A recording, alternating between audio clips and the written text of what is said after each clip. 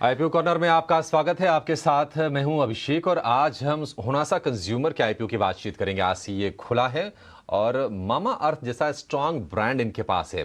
मामा अर्थ की parent company Honasa consumer, लेकिन company लगातार हम देख रहे हैं कि घाटा पोस्ट कर रही है, कहीं ना कहीं उसको लेकर सवाल उठते रहे हैं। वैल्यूएशन वाला भी एक फैक्टर है। तो आईपीओ में आपको पैसे लगाने हैं या नहीं लगाने हैं, इसका हम विश्लेषण करेंगे, कारोबार को समझेंगे, आगे पोटेंशियल कितनी है इसको भी हम आज समझने की कोशिश करेंगे। हमारे साथ जुड़ गए हैं बाजार के दिग्गज अविनाश गोरशकर, प्रॉफिट मार्ट सिक्योरिटी से। अविनाश जी, बहुत शुक्रिया आपका समय देने के लिए। स्वागत है आपका 18 स्वदेश पर। अविनाश जी, ब्रांड रिकॉल मजबूत है, प्रेजेंस अच्छी है, ऑफलाइन की बात करें, ऑनलाइन की बात करें, ये इसके पक्ष में है। लेकिन कहीं ना कहीं हम देख रहे हैं कि कंपनी लगातार घाटा पोस्ट कर रही है। हालांकि अगर हम टॉप लाइन की बात करें, अगर आय की बात करें तो वो ठीक ठाक है, लेकिन घाटे के चलते कहीं ना कहीं ROC, return on capital, impacted होता है। आप ये बताइए कि आप किस तरह से देख रहे हैं कंपनी को, और आईपीओ को लेकर आपका पहला व्यू क्या बन रहा है? गुड मॉर्निंग अभिषेक। देखिए, पहली बात तो होनासा जो कंपनी है वो बीपीसी मार्केट में काफी अच्छा वेल एस्टेब्लिश्ड प्लेयर है। मामाअर्थ जैसा बड़ा ब्रांड इनके पास है। और एक बात तो क्लियर है कि देखिए, प्रोडक्ट काफी अच्छा है। करीबन 70-80% की टॉप लाइन ग्रोथ इन्होंने पिछले 3-4 साल से रिकॉर्ड की है। तो इसमें कोई डाउट नहीं कि ब्रांड वेरी स्ट्रांग है, प्रोडक्ट्स अच्छे हैं, इनके प्रोडक्ट्स बिक रहे हैं। लेकिन अगर हम इन इस कंपनी की बिजनेस मॉडल को देखें और इनका जो एडवर्टाइजिंग का खर्चा देखें, तो आई मीन काफी सिग्निफिकेंटली हाई, ऑलमोस्ट 37-38% रेवेन्यू का वो एडवर्टाइजिंग को खर्चा करते हैं। तो ये बात क्लियरली सिग्निफाई करती है कि ये स्पेस कितनी कॉम्पिटिटिव है। मुझे लग रहा है कि देखिए, सबसे बड़ी दिक्कत जो इन्वेस्टर्स को नियर टर्म में आएगी वो वैल्यूएशंस पे ही आएगी। मैं देख रहा था, इनका पी मल्टीपल करीबन 173 है। और सबसे बड़ी बात, प्रॉफिटेबिलिटी की रिकॉर्ड जैसे आपने बोली कि इनकंसिस्टेंट है, अभी भी ये कंसिस्टेंटली प्रॉफिटेबल नहीं है। और सबसे बड़ी बात मुझे लग रहा है कि देखिए, अगर आईपीओ में किसी को पैसा लगाना है और अगर 1.5-2 साल का नजरिया लेना है, तो फिर हम इस आईपीओ को कंसिडर कर सकते हैं। लेकिन अगर किसी को प्योरली लिस्टिंग गेन्स की बात करनी है, तो मुझे नहीं लगता है कि ऐसे बाजार में लिस्टिंग गेन्स आपको काफी बड़े आएंगे। हालांकि देखिए, बड़े एंकर इन्वेस्टर्स इसमें इन्वेस्टेड है। लेकिन मुझे लग रहा है कि वैल्यूएशंस को देख के, रिस्क रिवॉर्ड को देख के, शॉर्ट टर्म में लिस्टिंग गेन्स की कोई बड़ी उम्मीद ना करिए। इसमें बड़ा पैसा 1.5-2 साल के बाद ही बनेगा, और वो भी डिपेंड करेगा कि कितना डिलीवरी कंपनी करती है। क्योंकि देखिए, नॉर्मली जब हम हाई पी कंपनी को बेट करते हैं ना, कोई भी अर्निंग्स ग्रोथ में डिले आता है या रुकावट आती है, तो मार्केट ऐसे कंपनीज को बहुत हेवीली पनिश भी करती है। तो लॉन्गर टर्म के लिए ठीक है, बट शॉर्ट टर्म के लिए मुझे लग रहा है कि कोई बड़ा अपसाइड आना जरा डिफिकल्ट लग रहा है। थोड़ा सा मॉडरेट गेन लिस्टिंग आपको मिल सकता है, बट कोई बड़ा बम्पर लिस्टिंग गेन मिलना जरा डिफिकल्ट है। ठीक है, बम्पर लिस्टिंग गेन की उम्मीद ना कीजिए।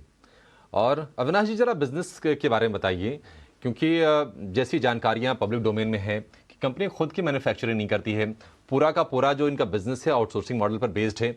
और जैसा कि आप बता रहे हैं कि ब्यूटी, पर्सनल केयर में ऑपरेट करते हैं, वहां पर कंपटीशन काफ़ी ज़्यादा है। लिस्टेड स्पेस में तो कंपनियां हैं, अनलिस्टेड, अनऑर्गेनाइज से भी कंपटीशन काफ़ी ज़्यादा होता है। तो इनको मार्केटिंग पर, ब्रांडिंग पर लगातार एक बड़ा अमाउंट खर्च करना पड़ेगा, जो कि एक बड़ा चैलेंज है। लोगों के मन में अविनाश जी डर ये भी है, क्योंकि हमने नायका का उदाहरण देखा हुआ है।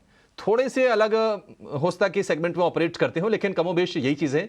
तो क्या वो वाला खतरा तो नहीं है इसमें? देखिए, मैं डायरेक्ट कंपैरिजन करना नहीं चाहूंगा, लेकिन एक बात तो क्लियर है कि एक तो एडवर्टाइजिंग स्पेंड बहुत ही सिग्निफिकेंटली आया है, और ये आगे भी चलता रहेगा। क्योंकि इनको ऐसे कॉम्पिटिटिव मार्केट में पैसा खर्चा करके अपना ब्रांड अवेयरनेस क्रिएट करना है। दूसरी बात जो कंसर्न मुझे लगती है वो यही है कि ऑलमोस्ट एंटायर जो प्रोडक्शन है वो आउटसोर्स्ड है। देखिए, आउटसोर्सिंग में एसेट लाइट मॉडल तो कंपनी जरूर एंजॉय करती है, बट यहाँ पे अगर कोई सप्लाई लॉजिस्टिक के इश्यूज आते हैं, तो कंपनी के लिए आगे दिक्कत हो सकती है। तो मेरे ख्याल से देखिए, प्योर कंपैरिजन मैं करूंगा नहीं, बट एक बात मैं ज़रूर कहूंगा कि अगर डिलीवरी परफॉर्मेंस ठीक-ठाक रहता है, तो मार्केट्स इनको डेफिनिटली री-रेट करेगा। बट अगर यहाँ पे कोई बिलो एक्सपेक्टेशन नंबर आता है in terms of top line growth, profitability, क्योंकि देखिए, प्रॉफिटेबिलिटी 1-2 क्वार्टर्स मार्केट वेट करेगी। उसके बाद अगर कंपनी प्रॉफिटेबल नहीं होती, तो मेरे ख्याल से काफ़ी निराशा भी आ सकती है। तो जो लॉन्ग टर्म इन्वेस्टर्स हैं, उनको ये बात ध्यान में रखनी चाहिए कि वो करीबन 1.5-2 साल के टाइम फ्रेम के ऊपर ही बेट कर रहे हैं। बट लिस्टिंग गेन्स के लिए जिनको लिस्टिंग पॉपअप गेन्स चाहिए, उनके लिए तो मेरे ख्याल से ये इश्यू में काफ़ी कम रिस्क रिवॉर्ड टेबल पे रखा गया है। 173 का पी मल्टीपल काफी हाई है, काफी लोग इनको ईवी टू सेल्स के मल्टीपल पे देख रहे हैं। पर देखिए मुझे लगता है कि बाजार में एक बात आपको समझना है कि जब तक अर्निंग्स ग्रोथ आती नहीं है और पी मल्टीपल रीजनेबल नहीं होता है, तब तक स्टॉक में कोई री रेटिंग आती नहीं। अविनाश जी 1700 करोड़ रुपए ये रेज करने जा रहे हैं आईपीओ के थ्रू, और उसमें ओएफएस का जो कंपोनेंट है वो है 1336 करोड़ का, फ्रेश इशू है 365 करोड़ का। तो आपको लगता है कि ये इस लिहाज से भी आकर्षक नहीं है, क्योंकि पैसे तो जो कंपनी में जाएंगे वो सिर्फ 365 करोड़ जाएंगे, बाकी जो इनके इन्वेस्टर हैं जो यहां से एग्जिट लेंगे या फिर पार्टली अपने स्टेक को ऑफलोड करेंगे उनकी जेब में जाएंगे, तो उस लिहाज से थोड़ा सा आकर्षक नहीं रह जाता ये? बिल्कुल, देखिए जब भी बड़ा percentage of the IPO OFS में जाता है अभिषेक, एक बात तो क्लियर है कि प्रोमोटर्स को पैसा मिल रहा है, एग्जिस्टिंग इन्वेस्टर्स जो उनके पुराने इन्वेस्टर्स हैं वो बुक आउट कर रहे हैं। अगर कंपनी इतनी अच्छी है तो मेरे ख्याल से देखिए उनको डेफिनेटली यहाँ पे इन्वेस्टेड रहना चाहिए, तो ये तो काफी ऑब्वियस है। अगर कंपनी में पैसा आता है तो obviously that is a big brownie point for the company, but अगर ओएफएस ज्यादा है तो डेफिनेटली ये भी एक फैक्टर है जो थोड़ा सा नेगेटिव है, क्योंकि देखिए कहीं ना कहीं इन्वेस्टर्स का पैसा है, वो भी चाहेंगे कि कंपनी के ग्रोथ के लिए ये यूज किया जाए। तो ऑलमोस्ट 75 to 80% तो ओएफएस ही है, बैलेंस पैसा कंपनी में जा रहा है। तो आई वुड से दैट ये भी एक नेगेटिव ही फैक्टर है जो इन्वेस्टर्स को ध्यान में रखना चाहिए अगर उनको यहाँ पे अप्लाई करना है।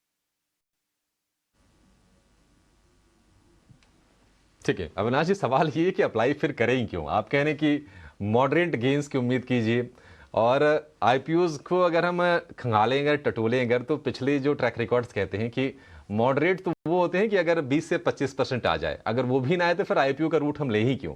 फिर तो एक बार कंपनी को लिस्ट हो जाने दें, उसके बाद उसको परखें जांचें, फिर से व्यू बनाएं। तो आप ये बताइए सर, आपकी राय क्या है? कोई आपसे अगर पूछ रहा है फोन करके, मैसेज करके कि अविनाश जी बताइए क्या करना है, आईपीओ पैसे लगाने हैं नहीं लगाने हैं, तो आप क्या सलाह दे रहे हैं? मेरे ख्याल से देखिए पर्सनली मुझे लगता है कि आपको आईपीओ मिस करना चाहिए। सेकेंडरी मार्केट में एक बार लिस्टिंग होने के बाद आपको मौका मिलेगा। काफी लोग एंकर इन्वेस्टर की लिस्ट देखते हैं, बड़े इन्वेस्टर्स एंट्री करते हैं तो उनको अच्छा लगता है, होपफुली उनको लगता है कि यही कारण है कि वैल्यूएशन अच्छा मिलेगा। बट मेरे हिसाब से इस आईपीओ में कोई जल्दबाजी ना करे, आपको उसको सेकेंडरी मार्केट में अगर खरीदना है तो मौका जरूर मिल सकता है, और होपफुली अगर ये मॉडरेट गेन से लिस्ट होता है तो बाद में आपको मौका भी मिलेगा। तो I would not be in favour of subscribing this issue, because clearly market sentiment भी थोड़ा सा वोलेटाइल है और वैल्यूएशंस बहुत महंगे हैं। आई थिंक ये डेफिनेटली सस्ता इशू नहीं है कोई भी स्टैंडर्ड्स। ठीक है, सस्ता नहीं है और इसको अवॉइड कीजिए, मतलब मोटा मोटी सलाह ये है। अब ना जी एक आखिरी सवाल, क्योंकि कई बार हम एक्सपर्ट से बातचीत करते हैं तो बोलते हैं कि मॉडरेट गेन्स, तो आपके नज़र में मॉडरेट गेन्स कितने होते हैं? 5 से 10%, 15 से 20%, या फिर उससे और कम या फिर और ज़्यादा? समझता हूँ कि 15 से 20% आप मॉडरेट गेन समझ लीजिए। 15 से 20% इशू प्राइस के ऊपर जब मैं कहता हूँ तब आप मान के पकड़ के चलिए कि between 15 to 20% listing gains possible लग रहे हैं। ठीक है, तो मामा अर्थ यानी कि हुनासा कंज्यूमर, वैल्यूएशंस महंगे हैं, अब एडवर्टाइजिंग जो खर्च है वो भी काफ़ी ज़्यादा रहने वाला है, और कहीं ना कहीं कंपटीशन काफ़ी ज़्यादा है जिस स्पेस में ये कारोबार कर रहे हैं। और सबसे ज़रूरी चीज़ वो ये है कि कहीं ना कहीं बाज़ार का मूड माहौल भी थोड़ा सा अभी कॉशियस अप्रोच वाला ही है। उसमें हमने देखा था कि आईआरएम एनर्जी की लिस्टिंग हुई थी, हालांकि सब्सक्रिप्शन बहुत ही शानदार आया था आईआरएम एनर्जी का, लेकिन चूंकि मार्केट का मूड थोड़ा सा वोलेटाइल था, थोड़ा सा कमज़ोर था, हमने कमज़ोर लिस्टिंग होती हुई देखी। मामा अर्थ जिसके अराउंड हम कह सकते हैं कि चर्चा में तो है ये, लेकिन कई बार नेगेटिव वजहों से भी चर्चा में है, और कहीं ना कहीं इस पर एक्सपर्ट भी सवाल खड़े कर रहे हैं। तो आप फिलहाल इसे दूर रहिए, एक बार लिस्ट हो जाने दीजिए, फिर आपको समझ में आ जाएगा। उसके बाद फिर से हम व्यू लेंगे 89 स्वदेश पर कि आपको इसमें करना क्या है। अविनाश जी खैर बहुत शुक्रिया आज आपका समय देने के लिए और इस आईपीओ पर विस्तार से हमसे बातचीत करने के लिए। चलिए यहाँ पर